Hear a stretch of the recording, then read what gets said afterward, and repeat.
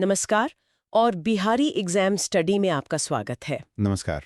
ये चैनल प्रतियोगी परीक्षाओं, खासकर इतिहास और समसामयिक विषयों पर आपको पता है गहराई से जानकारी और विश्लेषण देता है। जी। और अगर आपने अभी तक सब्सक्राइब नहीं किया है तो जरूर कर लीजिए ताकि कोई भी महत्वपूर्ण चर्चा आप चूके नहीं। हाँ, जरूर करें। आज हम भारतीय इतिहास के एक बहुत ही निर्णायक मोड़ पर अपनी चर्चा शुरू कर रहे हैं। वो दौर जब ब्रिटिश शक्ति भारत में आप कह सकते हैं स्थापित हो रही थी। हमारा विषय है ब्रिटिश विजय के समय भारत की स्थिति। जी, बहुत महत्वपूर्ण विषय है। हाँ, और ये विषय इतना बड़ा है, इतना फैला हुआ है कि हमने सोचा इसे कई हिस्सों में बांटकर ही समझा जा सकता है। बिल्कुल सही, एक बार में संभव नहीं है ये। तो आज इस पहले भाग में हम खासतौर पर 18वीं शताब्दी पर ध्यान देंगे। ठीक है। हम देखेंगे कि कैसे एक समय का इतना शक्तिशाली, इतना बड़ा मुगल साम्राज्य पतन की ओर जा रहा था।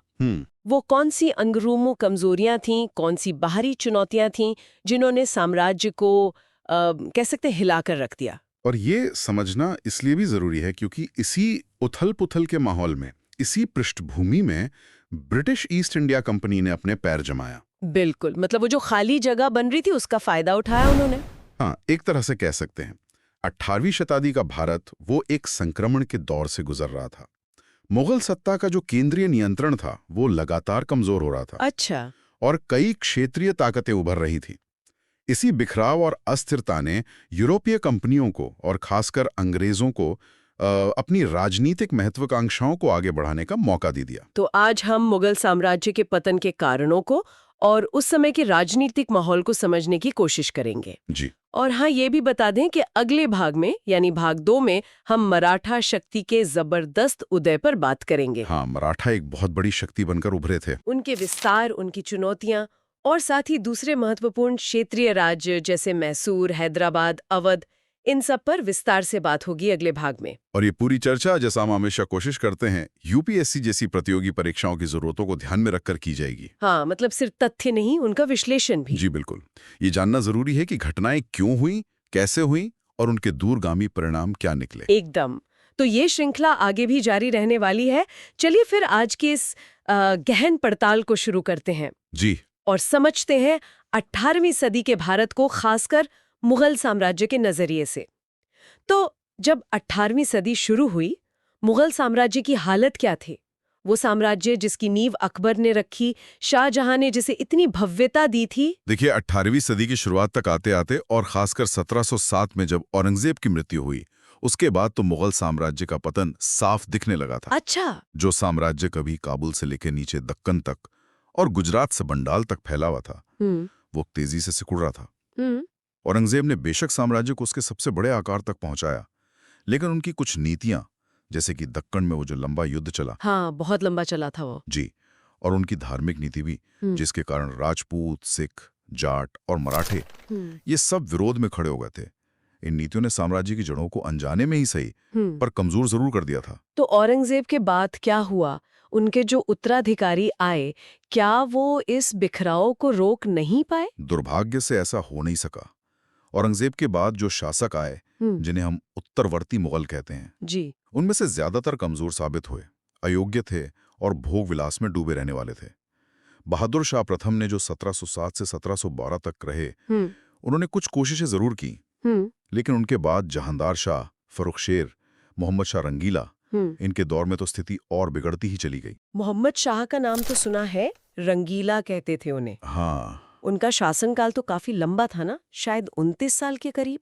हाँ, लंबा जरूर था, 1719 से 1748 तक। बिल्कुल। लेकिन मोहम्मद शाह प्रशासन के प्रति मतलब बेहद उदासीन थे। उन्हें रंगरलियों से ही फुर्सत नहीं थी, ऐसा कहा जाता है। अच्छा। उनके समय में दरबार जो था वो गुटबाजी का अड्डा बन गया। हाँ। जो बड़े बड़े अमीर थे, मनसबदार थे, जो कभी मुगल प्रशासन के स्तंभ हुआ करते थे, हाँ। वो अब अपने अपने गुटों में बट गए। हाँ। ईरानी गुट, तुरानी गुट, अफगानी, हिंदुस्तानी। अरे बाप रे। और वो बादशाह को अपनी कठपुतली बनाने की कोशिश करने लगे।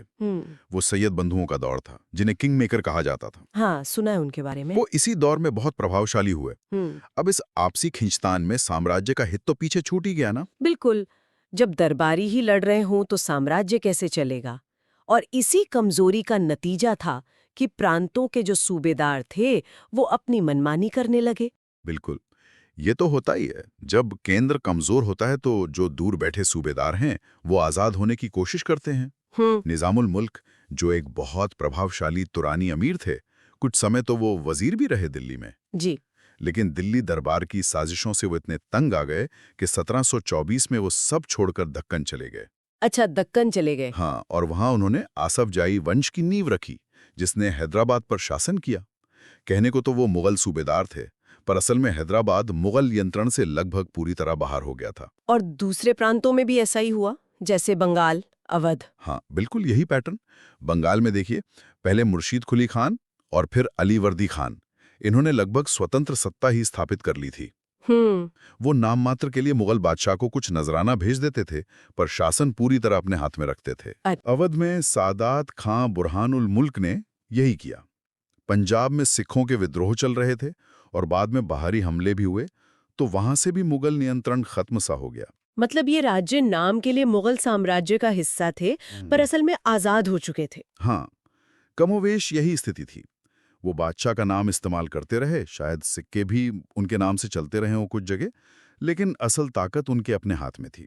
तो एक तरफ तो साम्राज्य अंदर से ही खोखला हो रहा था, दरबारी लड़ रहे थे, सूबेदार आजाद हो रहे थे, और दूसरी तरफ बाहर से भी बड़े हमले हुए इस दौरान। वो नादिर शाह का हमला, वो तो बहुत ही भयानक माना जाता है। हाँ, वो एक बहुत बड़ा झटका था। 1738-39 में ईरान का शासक था नादिर शाह। उसने भारत पर हमला किया और यह मुगल साम्राज्य के लिए कह सकते हैं एक कयामत की तरह था। ऐसा क्या हुआ था? उसकी सेना ने बड़ी आसानी से मुगल सेना को हरा दिया।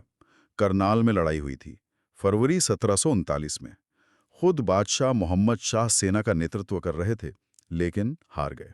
ओहो। और उसके बाद नादिर शाह दिल्ली में दाखिल हुआ। दिल्ली में? हाँ, मोहम्मद शाह को बंदी बना लिया गया। कुछ शुरुआती झड़पों के बाद जब उसके कुछ सैनिक मारे गए, तो नादिर शाह ने दिल्ली में कत्लेआम का हुक्म दे दिया। कत्लेआम? जी, हजारों लोगों को मार दिया गया। शहर को बेरहमी से लूटा गया। कितना लूटा होगा, कुछ अंदाजा है? अंदाजा लगाया जाता है कि वो यहाँ से करीब 70 करोड़ रुपए की संपत्ति लूट कर ले गया। 70 करोड़ उस जमाने में? हाँ, और इसमें वो बेशकीमती कोहिनूर हीरा भी शामिल था। अरे!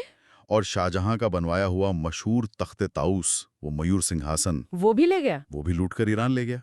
इसका असर तो सिर्फ आर्थिक नहीं रहा होगा, पैसे की लूट तो थी ही, पर बिल्कुल नहीं, ये सिर्फ पैसे की लूट नहीं थी।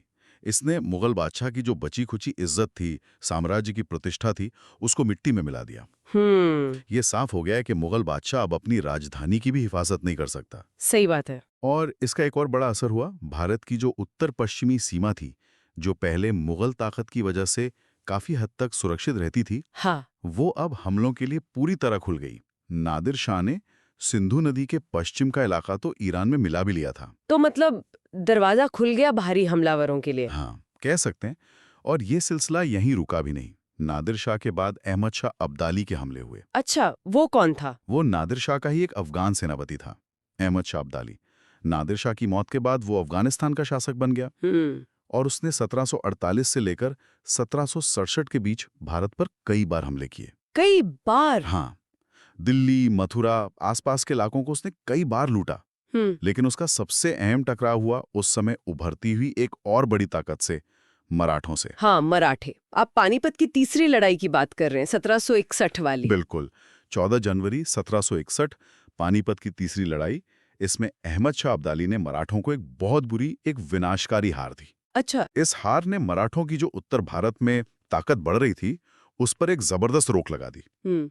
हालांकि अब्दाली भी भारत में अपना शासन स्थापित नहीं रह पाया, वो लूटपाट करके वापस लौट गया।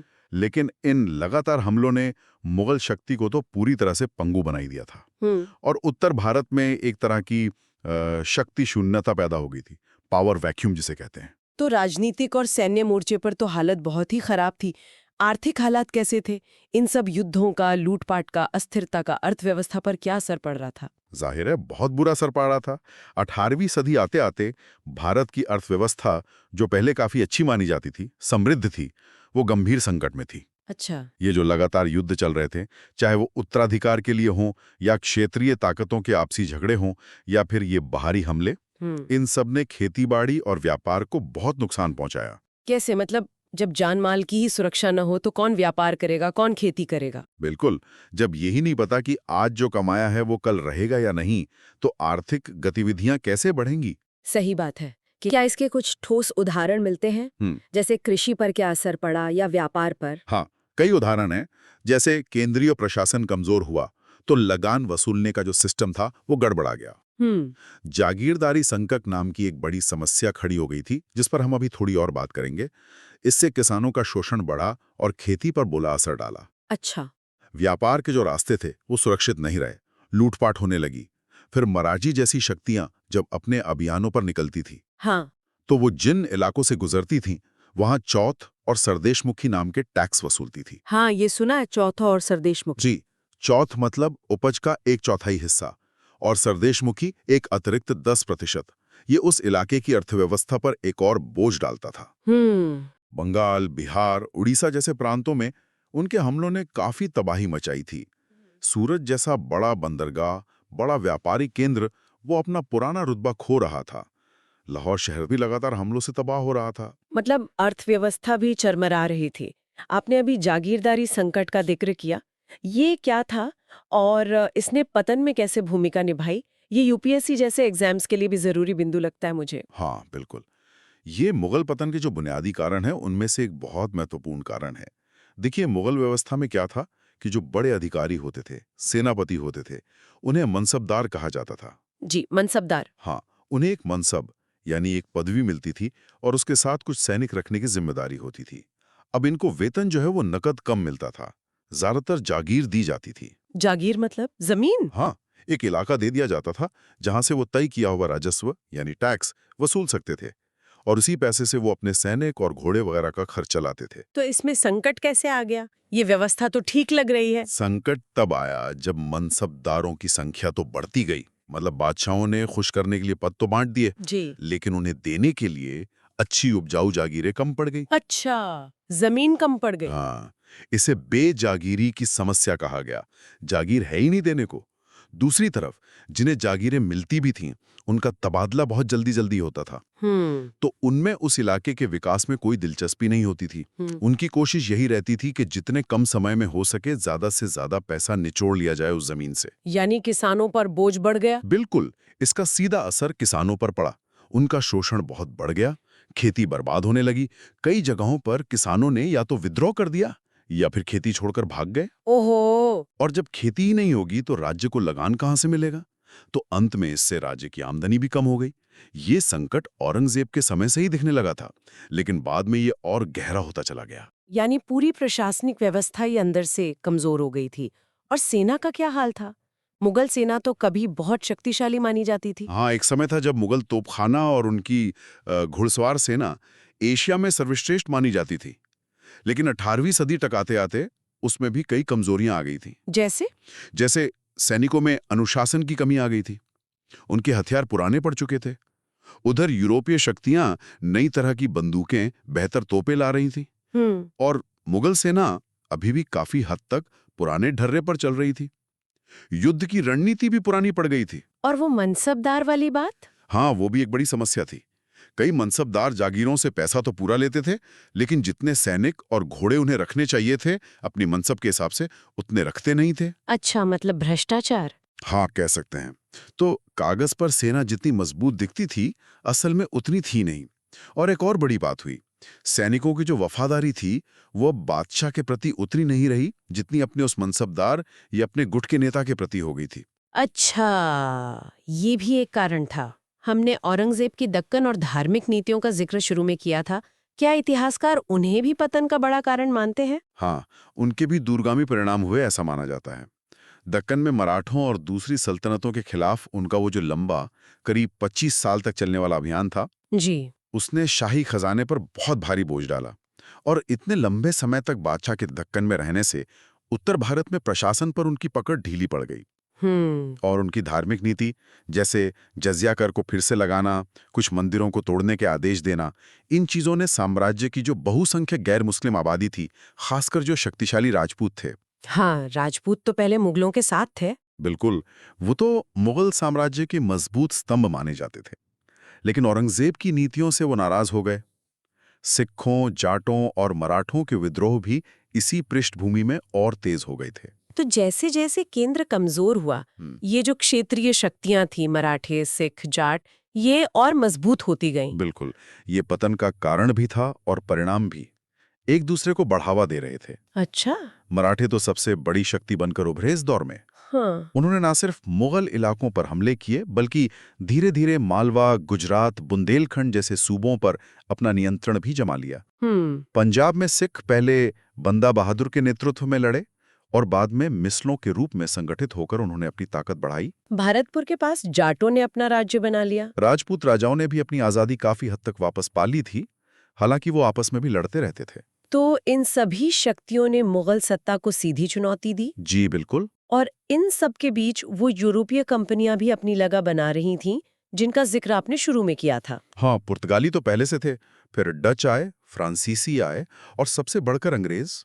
ये शुरुआत में तो व्यापारी बनकर आए थे। हाँ, मसाले और कपड़े का व्यापार करने। जी, लेकिन उन्होंने भारत की ये जो राजनीतिक अस्थिरता देखी, ये जो सैनिक कमजोरी देखी, इसे उन्होंने अपनी महत्वाकांक्षाओं को पूरा करने के एक मौके की तरह देखा। उन्होंने यहाँ के शासकों की आपसी फूट का फायदा उठाया, अपनी सेनाओं को बेहतर ट्रेनिंग दी, बेहतर हथियार दिए और धीरे धीरे व्यापारिक कोठियों से आगे बढ़कर इलाकों पर कब्जा करना शुरू कर दिया। तो अगर हम संक्षेप में कहें तो ये सारे कारण, कमजोर उत्तराधिकारी, दरबार की गुटबाजी और साजिशें, जागीरदारी का संकट जिससे खेती बर्बाद हुई, सेना की कमजोरी, औरंगजेब की कुछ नीतियां, क्षेत्रीय शक्तियों का उदय, बाहर से नादिर शाह और अब्दाली के हमले और फिर यूरोपीय शक्तियों का आगमन, इन सब ने मिलकर मुगल साम्राज्य को पतन के कगार पर ला खड़ा किया। बिल्कुल, ये एक बहुआयामी प्रक्रिया थी। कोई एक कारण नहीं था, बल्कि कई कारणों ने मिलकर ये स्थिति पैदा की। और इसी पृष्ठभूमि में, जैसा आपने कहा, कई स्वतंत्र या अर्ध स्वतंत्र राज्य उभर कर सामने आए। सही। हमने हैदराबाद, बंगाल और अवध का जिक्र तो किया ही। जी। इनके शासकों ने मुगल व्यवस्था का ढांचा तो काफी हद तक बनाए रखा, जैसे प्रशासन का तरीका, अधिकारियों के पदनाम वगैरह, लेकिन वो अपने फैसले खुद लेते थे। वो एक तरह से स्वतंत्र राजाओं की तरह ही काम कर रहे थे, भले ही वो नाम के लिए मुगल बादशाह को अपना स्वामी मानते रहे हों। इनके अलावा और कौन से प्रमुख राज्य या शक्तियां थीं जो इस दौर में महत्वपूर्ण हो गईं? दक्षिण में मैसूर एक बहुत महत्वपूर्ण राज्य बनकर उभरा, खासकर हैदर अली के नेतृत्व में। उसने मैसूर को एक शक्तिशाली सैन्य राज्य में बदल दिया था। हाँ, हैदर अली और टीपू सुल्तान का नाम तो बहुत मशहूर है। जी। फिर केरल में त्रावणकोर के राजा थे मार्तंड वर्मा। उन्होंने अपने राज्य को संगठित किया और डचों को हराया भी था। अच्छा। राजपूत राज्य तो थे ही, जो अपनी पुरानी स्वतंत्रता पाने की कोशिश कर रहे थे। उत्तर में जाटों का राज्य था, रोहेला सरदार भी थे और सबसे महत्वपूर्ण, जैसा हमने कहा, मराठे थे। उनका प्रभाव तो लगभग पूरे भारत पर किसी न किसी रूप में पड़ रहा था। इन सब पर हम अगले भाग में विस्तार से बात करेंगे, है ना? जी बिल्कुल। इन सभी राज्यों पर, उनकी आपसी राजनीति पर और अंग्रेजों के साथ उनके संबंधों पर हम अगले भाग में चर्चा करेंगे। और बंगाल का मामला तो खास तौर पर ध्यान देने लायक है, क्योंकि वहीं प्लासी की लड़ाई हुई 1757 में, फिर बक्सर की 1764 में, और उसके बाद तो अंग्रेजों ने निर्णायक बढ़त हासिल कर ली थी। हाँ, शायद बंगाल के नवाबों की अंदरूनी कमजोरी और उनके दरबार की साजिशों ने ही अंग्रेजों को वो मौका दिया होगा। बिल्कुल। मुर्शिद कुली खान और अलीवर्दी खान जैसे योग्य नवाबों के बाद जब सिराजुद्दौला आए, तब तक बंगाल का शासन अंदरूनी कलह और साजिशों का शिकार हो चुका था। कंपनी ने इसी का फायदा उठाया। प्लासी में तो कोई बड़ी लड़ाई हुई भी नहीं थी, वो तो एक तरह का सौदा था जिसमें नवाब के अपने ही लोग अंग्रेजों से मिल गए थे। हाँ, मीर जाफर। जी। और बंगाल, जो उस समय भारत का सबसे समृद्ध प्रांत था, उसके अपार संसाधनों पर कब्जा होने के बाद अंग्रेजों को भारत में अपनी शक्ति को और तेजी से बढ़ाने में बहुत ज्यादा मदद मिली। तो कुल मिलाकर आज हमने ये समझने की कोशिश की कि 18वीं सदी में मुगल साम्राज्य का पतन कोई एक दिन की घटना नहीं थी, बल्कि एक लंबी प्रक्रिया थी जिसके कई कारण थे, कई परतें थी। हाँ, अंदरूनी कमजोरियों ने उसे खोखला किया और बाहरी आक्रमणों ने उसे गहरे जख्म दिए। और इस पतन ने एक बड़ा खालीपन, एक शून्य पैदा कर दिया। जी, एक शक्ति शून्यता। कई भारतीय शक्तियां इस शून्य को भरने के लिए आई भी, जैसे मराठे, मैसूर, सिख। लेकिन शायद उनकी आपसी लड़ाइयां और बदलती हुई दुनिया के हिसाब से खुद को ढालने में कुछ हद तक विफलता, इसने यूरोपीय शक्तियों, खासकर अंग्रेजों के लिए रास्ता बना दिया। ये कहना शायद गलत नहीं होगा कि मुगल साम्राज्य के खंडहरों पर ही ब्रिटिश साम्राज्य की नींव रखी गई। बहुत दिलचस्प बात कही आपने। अगले भाग में जैसा हमने तय किया है, हम इसी कहानी को आगे बढ़ाएंगे। जी। हम मराठों के उत्थान और उनकी चुनौतियों को समझेंगे। मैसूर, हैदराबाद, अवध, बंगाल, सिख राज्य, राजपूत राज्यों जैसे महत्वपूर्ण किरदारों पर नजर डालेंगे। और देखेंगे कि उनके आपसी समीकरणों ने, उनकी ताकत और कमजोरियों ने ब्रिटिश विजय को कैसे आसान या मुश्किल बनाया। बिल्कुल, तो वो चर्चा भी बहुत महत्वपूर्ण होने वाली है। और जाते जाते श्रोताओं के लिए एक सवाल छोड़ जाते हैं जिस पर वो सोच सकते हैं। हाँ, जरूर। क्या मुगल साम्राज्य का पतन सिर्फ उसकी अंदरूनी कमजोरियों का ही नतीजा था, जो मतलब देर सवेर होना ही था, या फिर नादिर शाह और अब्दाली जैसे बाहरी हमलावरों और यूरोपीय कंपनियों के आने से ये प्रक्रिया बहुत तेज हो गई और शायद इसका स्वरूप भी बदल गया। सोचने वाली बात है। क्या ये अंदरूनी था या बाहरी ताकतों ने इसे ज्यादा प्रभावित किया, या दोनों का मिश्रण था? जरूर सोचिएगा इस पर। जी। उम्मीद है बिहारी एग्जाम स्टडी पर आज का ये विश्लेषण आपको पसंद आया होगा और आपके लिए उपयोगी भी साबित होगा। उम्मीद तो यही है। इस श्रृंखला के अगले भाग के लिए और इतिहास के अन्य महत्वपूर्ण विषयों पर हमारी चर्चाओं के लिए चैनल को सब्सक्राइब करना ना भूलें। ये श्रृंखला जारी रहेगी। हमारे साथ जुड़ने के लिए धन्यवाद। धन्यवाद।